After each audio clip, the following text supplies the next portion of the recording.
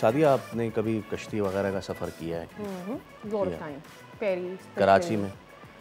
कराची में और कराची से बाहर भी actually. I had more fun Karachi से बाहर बिकॉज वहाँ पर तो आपको पता होगा कि जो एक होती है बोट, एक होती है टग बोट। यस। सो टग बोट जो होती है उनका ज़्यादातर काम ये होता है कि जो माल बरदार जहाज़ हैं उनके सामान लाना ले जाना होता है। ठीक है, अब हुआ यह है कि KPT यानी कराची पोर्ट ट्रस्ट की जानिब से टग बोट्स को किया जा रहा है आउटसोर्स, और जब करेंगे ये आउटसोर्स तो उसमें जो मुलाजमीन है जिनकी तादाद तकरीबन 600 से ज़ायद है, उनका रोज़गार लगा है दाव पर, और अखराजात जो है वो दुगने होने के इम्कानात ज़ाहिर किए जा रहे हैं। इस वजह से ये काम किया जा रहा है। तो अब ये सब क्यों किया जा रहा है और इसके पीछे असल वजह क्या है, हमारे नुमाइंदे कफ़ील अहमद हमारे साथ मौजूद है, हम उनसे बात कर लेते हैं। कफ़ील, ज़रा बताइए इस खबर की डिटेल के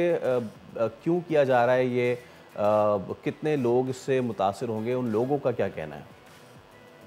देखिए फैसल, ये फैसला उसी तरह है जिस तरह पाकिस्तान में कुछ इदारों में जो है वो लोगों को जो है वो उनको जो है वो साइडलाइन करके जो है वो ऐसे लोग अपॉइंट किए जाते हैं कि जिनसे जो है वो अखराजात भी हो जाएं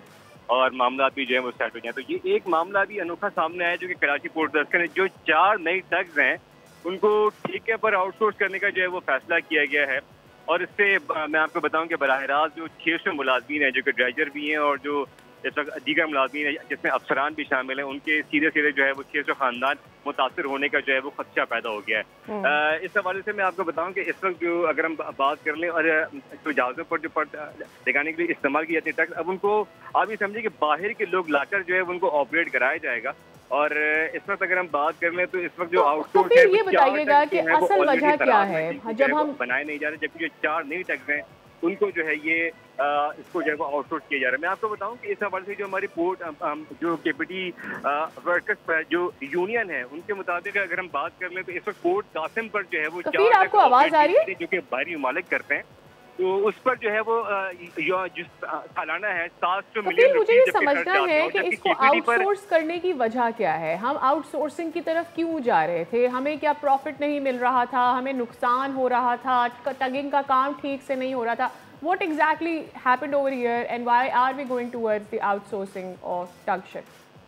देखिए, मुलाजमीन से हमारी बात हुई तो उनके मुताबिक ऐसा कुछ नहीं है और बहुत अच्छे प्रॉफिट के अंदर ना सिर्फ यहाँ की जो मुलाजमीन है वो खासे बासलाहियत हैं बल्कि पेशेवराना है, महारत के साथ काम भी करना जानते हैं और 25-30 सालों से जो है वो यहाँ पर काम कर रहे हैं। लेकिन ये अनोखा फैसला जो है वो बोर्ड की जाने से जो है वो सामने आया। और अगर हम बात कर लें पोर्ट कासिम की तो वहाँ इन टैक्स को ऑपरेट करने में जो कि बाहर के लोग करते हैं वहाँ पर 700 मिलियन रुपीज़ खर्च आते हैं, जबकि KPT पे ओनली 200 मिलियन रुपीज़ जो है वो खर्च आते हैं। तो इस पर ये जो है वो किया जा रहा है और ये जो है इन्होंने फौरी तौर पर वज़ीर आज़म पाकिस्तान से जो है वो मुतालबा किया कि इस फैसले पर जो है वो नजरसानी की जाए और इसको जो है वो वापस लिया जाए ताकि जो इस वक्त मुलाजमीन में बेचैनी पाई जाती है वो जो है वो खत्म की जा सके। और इस हवाले से जो वर्कर्स हैं उनका यही कहना है कि खुदा इस फैसले को वापस किया जाए, इसलिए कि वो बरसों से यहाँ पर काम कर रहे हैं और ये फैसला सामने आया तो अब इनको आउटसोर्स करने का मतलब ये कि बराह रास्त इनको हटा के नए लोगों को लाया जाएगा। के ऊपर ये शिप्स जो हैं आउटसोर्स हो रही हैं कफील, और जो ऑपरेटर्स हैं वो भी शामिल होंगे जो इससे मुतासिर होंगे।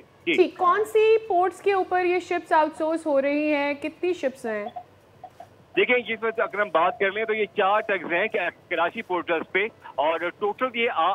जो है वो 8 थे, लेकिन इसमें 4 जो है वो खराब हैं और 4 जो नई टग्स हैं उनको आउटसोर्स करने का जो है वो फैसला किया जा रहा है, जिसके बाद इस वक्त मुलाजमीन में खासे जो है वो खदशात जो है वो पैदा हो गए। अच्छा कफील,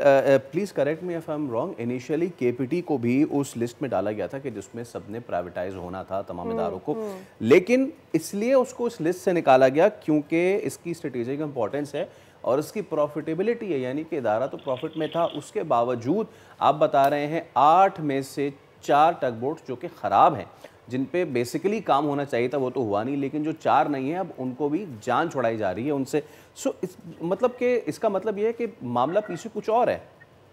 देखिए, मामला कुछ ये होगा जिस तरह यह आपने प्राइवेटाइज की बात की तो वो अपने ग्रेजुअली जो मुख्तलिफ डिपार्टमेंट थे उसमें ये अमल जारी है। दूसरी जानिब अगर ये जो अभी फैसला सामने आया है इसके लिए जो है वो अगर हम पास के जो मिनिस्टर थे उन्होंने जो है वो खासी कोशिशें की लेकिन वो नहीं हो सका था। लेकिन अभी जो वफाकी वजीर जो आए हैं नए जुनैद अनवर चौधरी साहब, उसके बाद ये बोर्ड की तरफ से ये फैसला सामने आया और ये इस वक्त मुलाजमीन में बेचैनी है वो इसी फैसले के हवाले से है कि ये आया, ये फैसला अचानक क्यों कर लिया गया। और ये दूसरा ये कि जो इस वक्त अगर इनकी बात कर लें जो अफसरान 25-30 सालों से हैं उनमें यह है कि उनकी अब नौकरियों का क्या होगा, क्योंकि इसमें क्लैरिटी मजीद आनी चाहिए और कोई भी ऐसा